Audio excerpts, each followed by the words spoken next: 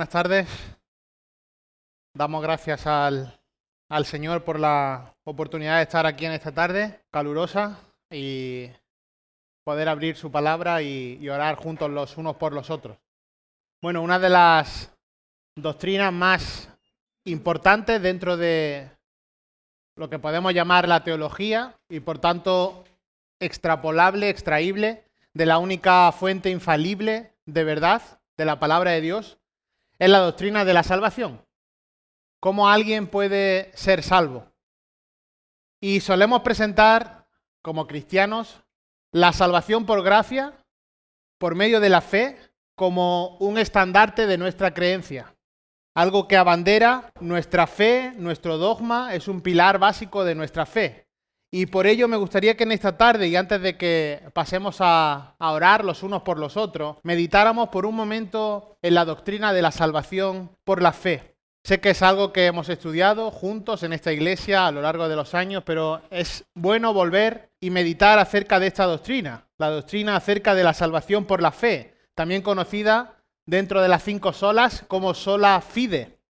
Y esta doctrina formó parte del corazón de la Reforma Protestante. Si recordáis, allá por el mes de octubre del año 2017 se cumplían 500 años de lo que se conoce como la Reforma Protestante. Y durante este tiempo se celebraron alrededor de todo el mundo multitud de conferencias. Y cuando pensamos en la Reforma, lo verdaderamente importante no fue el evento histórico en sí, ni tampoco los hombres que Dios usó para llevarla a cabo, sino que la importancia de la Reforma fueron las enseñanzas que nos trajeron, las enseñanzas que nos dejaron. Y es a lo que debemos devolver como creyentes, a esas enseñanzas que trajeron la Reforma y que por supuesto están y emanan de la palabra de Dios. Recuerda que solo las Escrituras son nuestra regla de fe, que somos salvos solo por gracia, que somos salvos solo a través de la fe, solo en Cristo y solo para la gloria de Dios. Y en esta tarde vamos a repasar de forma breve la doctrina de solo por fe, conocida, como he dicho anteriormente, como sola fide. Sola fide. Y esta doctrina es fácilmente identificable en la palabra de Dios. Hay múltiples pasajes donde se expresa que la salvación es por la fe y no por obra. Probablemente el primero que venga a nuestra mente sea el de Efesios capítulo 2, los versículos 8 y 9. Ahí está Pablo diciéndole a la iglesia de Éfeso que es aquello que son en Cristo y lo que les apunta en este capítulo 2. Primero, ¿cómo era vuestra vida? Versículo 4, pero Dios, que es rico en misericordia por causa del gran amor con que nos amó, aun cuando estábamos muertos en nuestros delitos, nos dio vida juntamente con Cristo. Y ahí ya lo tenéis, por gracia habéis sido salvados. Pero fíjate, versículo 8, porque por gracia habéis sido salvados por medio de la fe. Y esto no de vosotros, sino que es don de Dios, no por obras para que nadie se gloríe. Y a pesar de que es una realidad que emana de la Escritura en multitud de textos de la Biblia, que la salvación es por gracia, por medio de la fe, la mayoría de las personas no perciben la importancia de esta enseñanza. Ahora, para Martín Lutero, uno de los reformadores, de los padres de la Reforma, la enseñanza de la justificación por la fe solamente era el principio sobre el cual la Iglesia se levanta o se cae. Él afirmaba, si la doctrina de la justificación por fe se pierde todo el resto de la doctrina cristiana. Así que esta doctrina representa el corazón de la fe cristiana, ya que esta enseñanza determina cómo el ser humano, cómo las personas pueden ser salvas y libradas de la condenación eterna. ¿Por qué es importante volver a la salvación por fe, a la sola fide? Bueno, porque nos humilla ante Dios, nos hace recordar que no tomamos parte activa en nuestra salvación con nuestras obras, sino que es en dependencia de la obra de Dios, y porque también nos va a ayudar a enfocar nuestro evangelismo para con otras personas, descansando en la obra soberana de Dios. Fijaos, solo antes de entrar en un texto que vamos a estar de forma breve en Romanos, me gustaría reseñar algunas cosas acerca de Martín Lutero para que podamos entender la importancia que tiene esta doctrina. Lo primero de todo es mencionar que esta doctrina, la doctrina sola fide, es una doctrina que la Iglesia Católica no la cree. Ellos aún hoy en día están entendiendo y enseñando que la salvación se va a obtener por medio de un sincretismo, por medio de una mezcla entre la gracia de Dios, la fe puesta en Dios, más las obras que el hombre realiza. Y estas obras son importantes. Y esta discusión en cómo el hombre podía ser salvo, qué papel tomaban las obras, llevó a los reformadores, a los padres de la Reforma, a romper con toda la tradición de la Iglesia que habían permanecido durante años. Así Lutero terminó defendiendo incluso con su propia vida esta doctrina. Pero en sus orígenes no la creía. Por supuesto, en sus primeros momentos de vida no creía esta doctrina. Él, Martín Lutero, vivió durante años atormentado por sus pecados. Vivía con terror pensando en cómo iba a ser su posible condenación, hasta el punto que no era capaz de dormir tranquilo pensando en cómo era la justicia perfecta de Dios, que de ninguna manera él encontraba cómo podía llenarla o satisfacerla. Un día, cuando Lutero estaba volviendo a su casa, fue atrapado por una tormenta y un rayo le cayó cerca de donde estaba cabalgando con su caballo.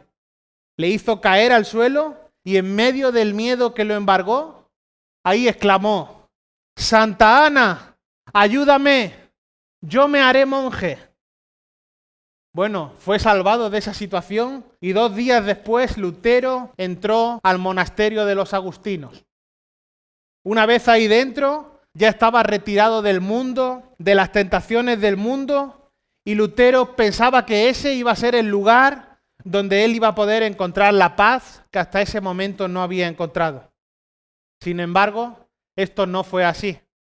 Lutero vivió una vida monástica dentro del monasterio que podemos considerar santa ante los ojos de los hombres, pero aún así no encontraba paz para su alma.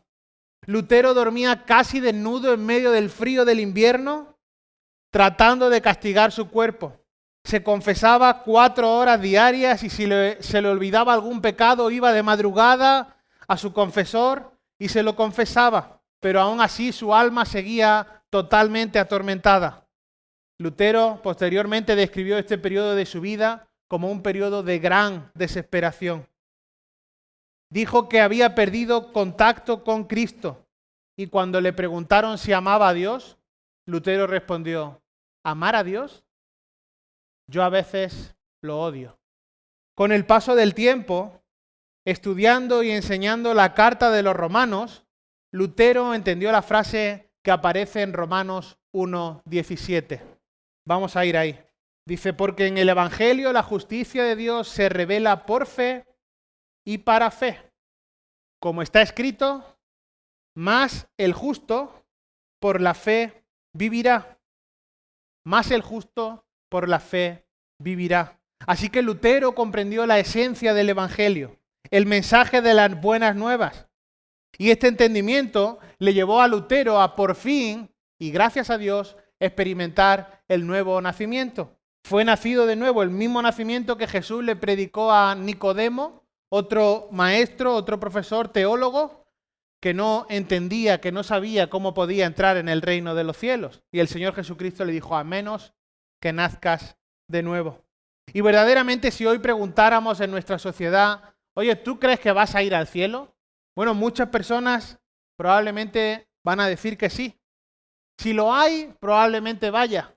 Porque yo no soy malo, porque hay muchas personas que son peores que yo, porque yo nunca he robado, porque yo nunca he matado. Así que mucha gente piensa que irán al cielo solo porque sus obras no son tan malas que los que tienen alrededor. Pero la Biblia dice que no, que aún nuestras mejores obras son como trapos de inmundicia, como trapos tremendamente sucios, porque están teñidas de pecado. Y por tanto nadie, absolutamente nadie, puede ser salvo por sí mismo. Solo es por la fe en Dios. Y para que entendamos esta doctrina o repasemos esta doctrina, me gustaría que abriéramos esta carta en el capítulo 3, los versículos 20 al 26. Romanos capítulo 3, los versículos 20 al 26. Y probablemente este sea el corazón de la carta a los romanos. Y es bueno que vayamos y que volvamos a estos versículos con frecuencia.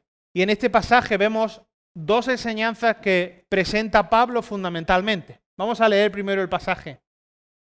Dice a partir del versículo 20, porque por las obras de la ley ningún ser humano será justificado delante de él, pues por medio de la ley viene el conocimiento del pecado.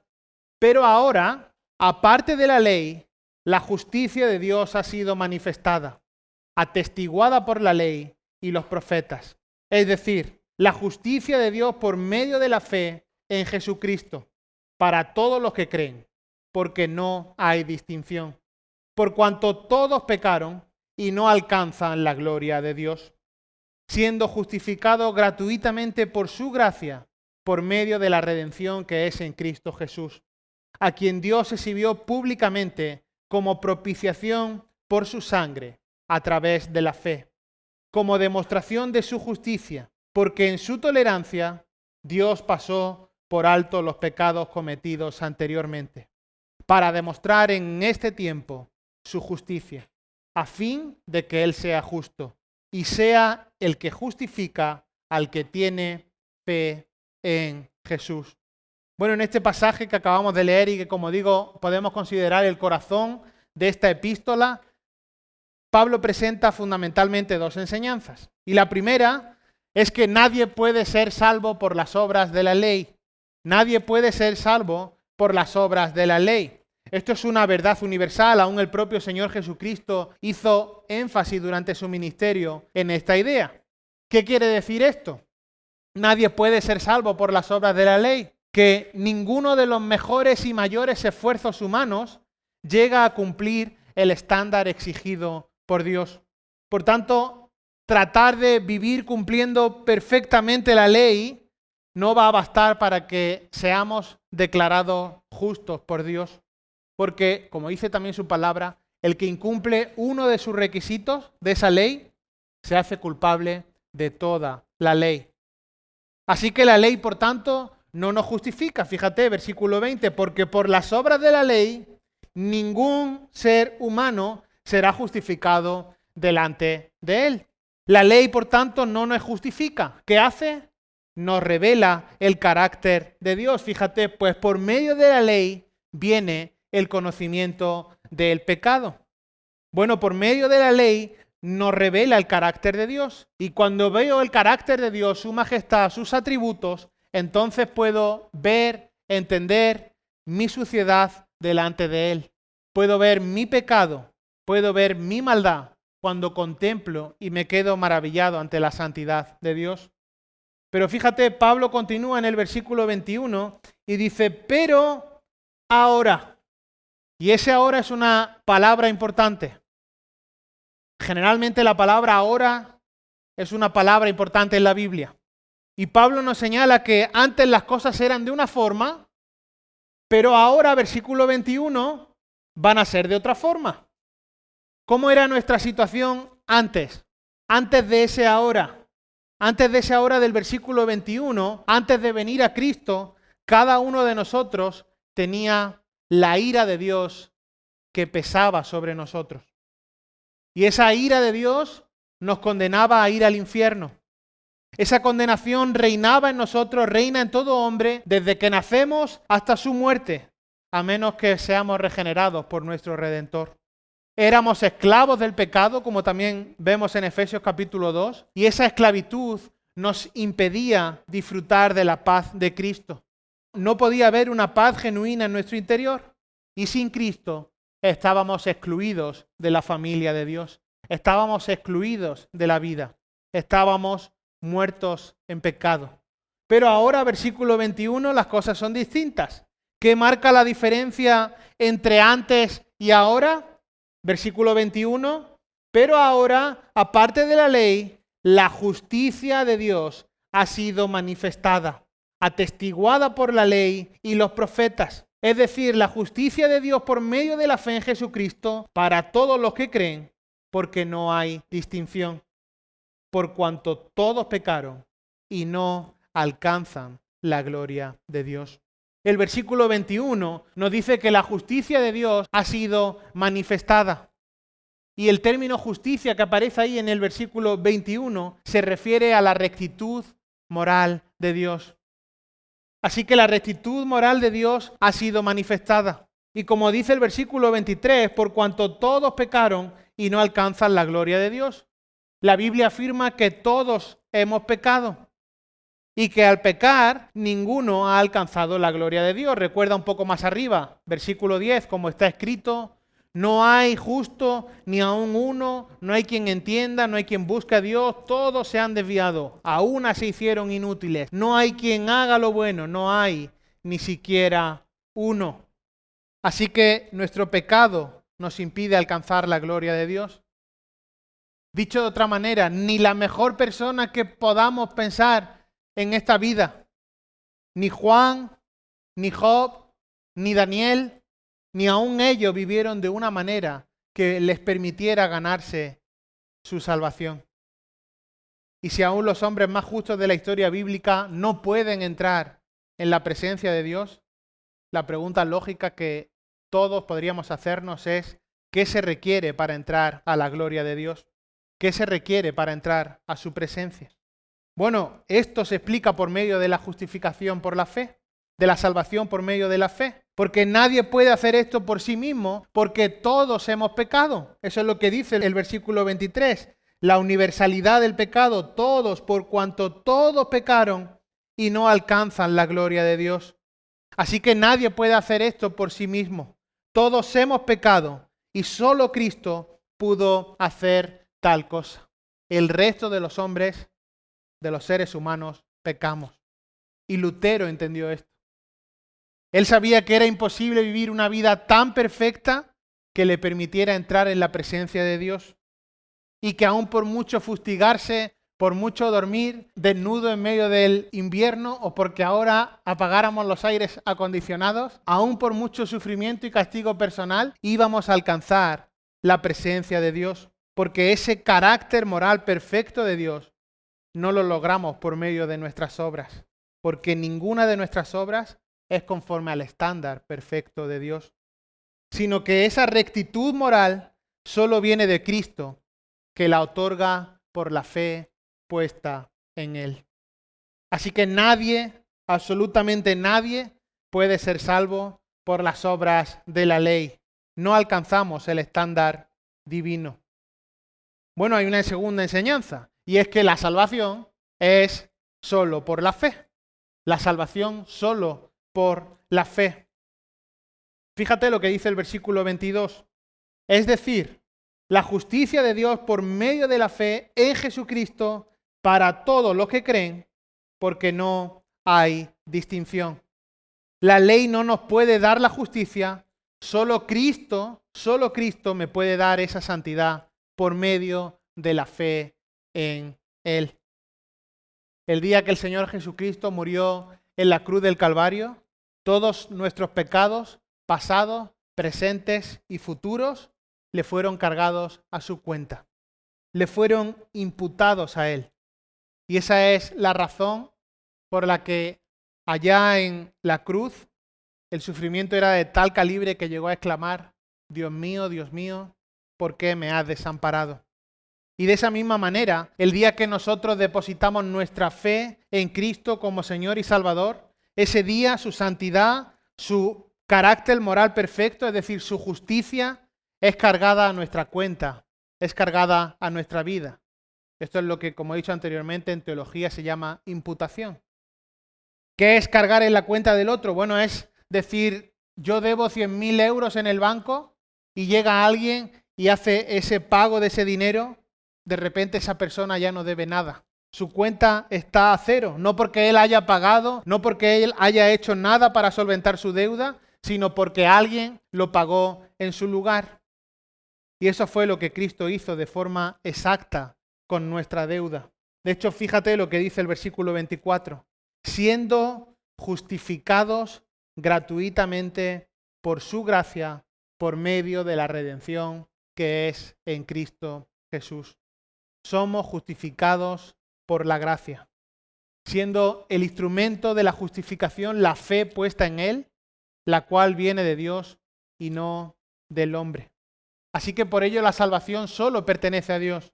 Y por eso la doctrina de solo por fe es una doctrina que humilla al hombre y que exalta a Dios. El hombre no puede hacer nada para salvarse. La salvación es de Dios, quien predestinó a los creyentes a salvación.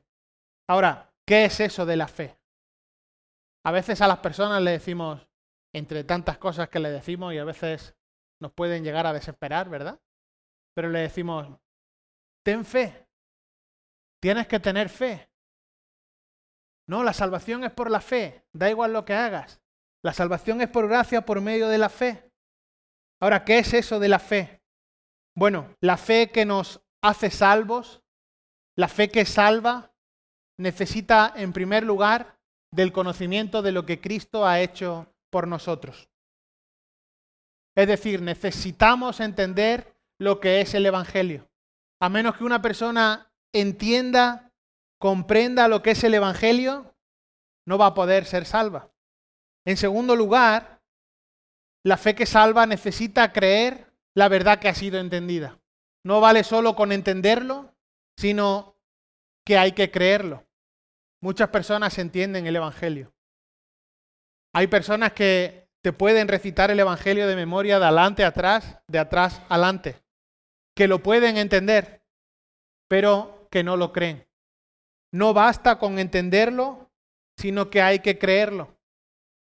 Pero aún tampoco eso es suficiente. Recuerda que la palabra dice, los demonios creen y tiemblan, sino que además para ser salvos necesitamos confianza. Y esto es fe. Confianza, fe en que la santidad de Cristo verdaderamente imputada a nosotros, puesta sobre nosotros, es lo que nos puede calificar aptos para entrar en el reino de los cielos. Y nada más. Si crees que todo eso sí, pero bueno, también es porque soy buena persona, también es porque nací en el contexto de una iglesia cristiana, también es porque en el fondo yo voy a la iglesia cada domingo, estás añadiendo algo y poniendo de tu parte para alcanzar la salvación. La fe salvadora es aquella en la que reconoces que solo la santidad de Cristo sobre ti te puede hacer acepto para entrar en el reino de los cielos. Y esto solo puede ocurrir el día que te arrepientes de todo corazón. El día que das la vuelta, que cambias tu estilo de vida, que pides perdón por tu pecado. Y un perdón que es basado solo y exclusivamente en el sacrificio de Cristo en la cruz. Le entregas tu vida a Dios y entonces recibes la suya. La vida eterna que Él te regala. Así hemos sido justificados por fe solamente.